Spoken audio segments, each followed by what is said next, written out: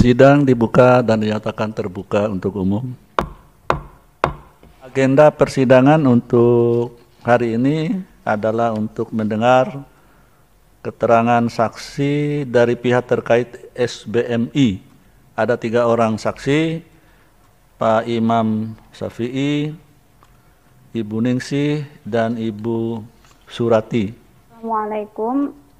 Yang terhormat Bapak Mahkamah Konstitusi, saya Ningsih. Saya dari Indramayu. Saya pernah bekerja di Hong Kong. Pada awalnya saya bisa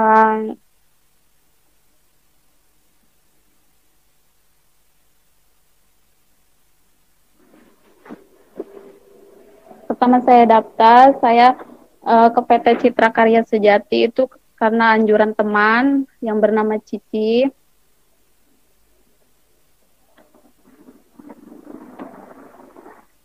Bersama Cici, setelah berniat mendaftar, saya pertengahan bulan Juni 2019 ke PT Sejati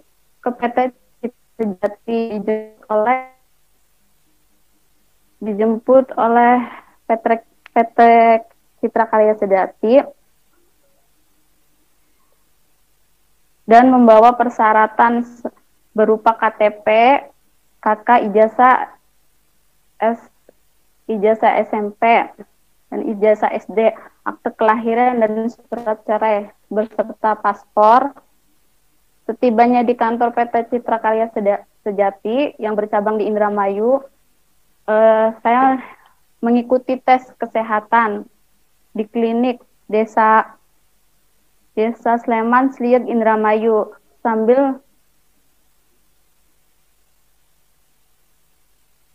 Sambil menunggu hasil medical check up, saya pulang terlebih dahulu. Setelah pulang, tidak lama 3 hari, saya dipanggil ke PT Citra Karya Sejati untuk mengikuti proses BLK. Kemudian diberi uang PIT 3 juta. 3 juta dan dipotong 400. Itu dipotong nggak tahu untuk apa. Dan setelah 2 minggu, saya mendapatkan job yang berisi bahasa Inggris. Dan saya pun tidak tahu, saya menanyakan sama Lose yang di situ yang bisa menerjemahkan, namanya Iweng. Dan kata Lose yang di situ, dia ngomong job yang saya terima itu menjaga Akong yang lumpuh, tidak bisa apapun. Setelah saya menandatangani job kurang lebih 3 bulan, pada tanggal 27 September 2019, saya diterbangkan di negara Hong Kong PT Citra Karya Sejati. Setibanya di airport Hong Kong, saya dijemput oleh pihak agensi untuk dibawa ke kantor agensi. 2 hari di kantor agensi, kemudian saya dijemput oleh majikan. Setelah saya tahu yang menjemput saya itu yang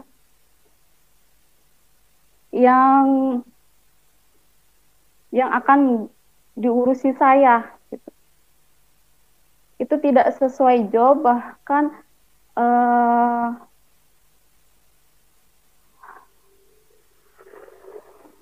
yang menjemput itu Akong yang saya urusi. Dia tidak lumpuh total, bahkan dia sehat. Saya di kantor agensi pun pernah menolak untuk dibawa dia, gitu. itu karena tidak sesuai job, karena dia masih sehat, tidak lumpuh total, tidak sesuai job yang saya tanda tangani waktu di PT. Saya pernah menolak, tapi di agensi Hong Kong dia ngomong dicoba dulu gitu kan. Saya menurutinya, akhirnya saya dibawalah sama yang dibilang dalam job itu Akong, padahal dia masih muda, masih sehat, bahkan bisa membawa barang saya yang beratnya itu 7 kilo. Pas sampai di apartemen, saya pun mengalami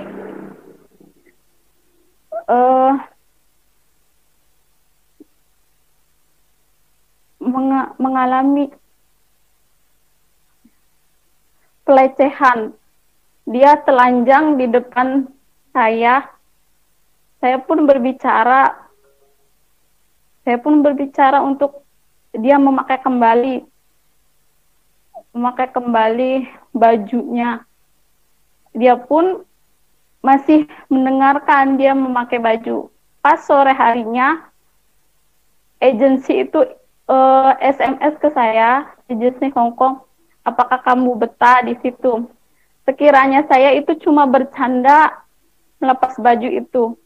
Pas itu saya bilang sama agensi, saya betah kok, majikan saya baik. Terus pada malam harinya pun saya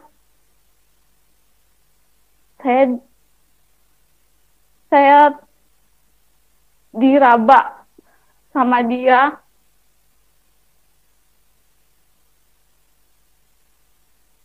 Bahkan dipegang sama dia sampai saya terbangun.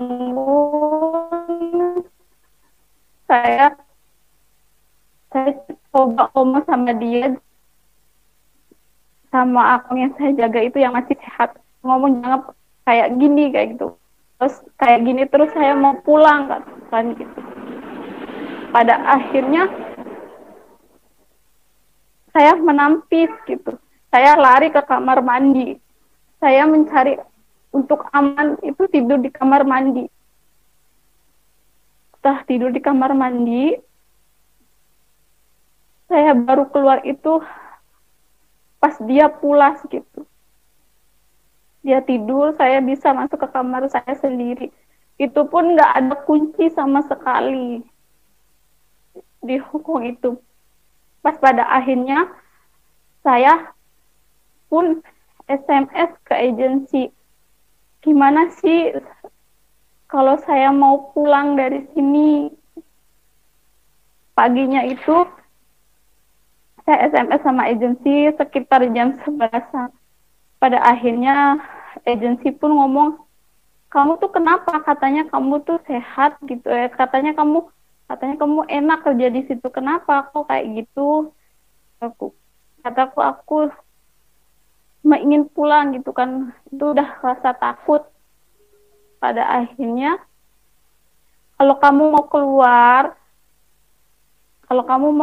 dan kalau kamu memang diperlakukan gitu, kamu harus ada bukti. Kan kerja pun tidak boleh membawa HP gitu kan. Memang saya membawa, tapi HP itu saya letakkan di tas saya selagi kerja nggak pernah bawa HP. Pada akhirnya malam kemudian pun akun itu kayak gitu lagi, meraba-raba gitu kan. Saya nggak mau, saya dicekik sama dia pada malam kedua. Pas malam kedua saya dicekik pun saya mencoba untuk bisa lepas dari dia. Pada akhirnya saya pun lepas dan memang saya menjorokkan dia di kamar mandi, di kamar tidur, karena saya nggak mau melakukan itu. Pas akhirnya saya pun tidur pun di kamar mandi lagi untuk hari keduanya. Sampai hari ketiga pun sama kayak gitu. Saya diperlakukan. Pas hari ketiga saya kena pukul seperti sapu lidi, tapi itu gede, dan di bagian bahu dia memukul saya. Pada akhirnya saya bilang sama orang, saya ngomong sama orang PT, saya mau pulang, saya diperlakukan tidak manusiawi dan pelecehan juga, nggak tahu. Pas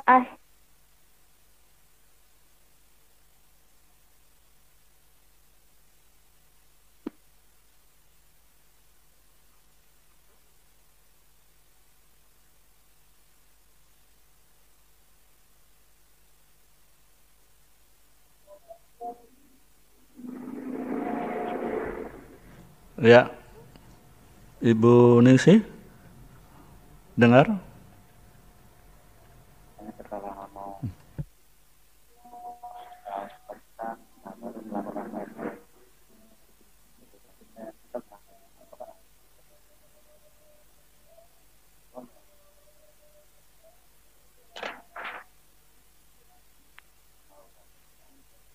Baik, ini untuk kuasa hukum SBMI, pihak terkait. Nanti begini, untuk melengkapi keterangan saksi Ningsih, nanti bisa disusul secara tertulis saja. Siap. Ya, ini sinyalnya sudah dicoba nih.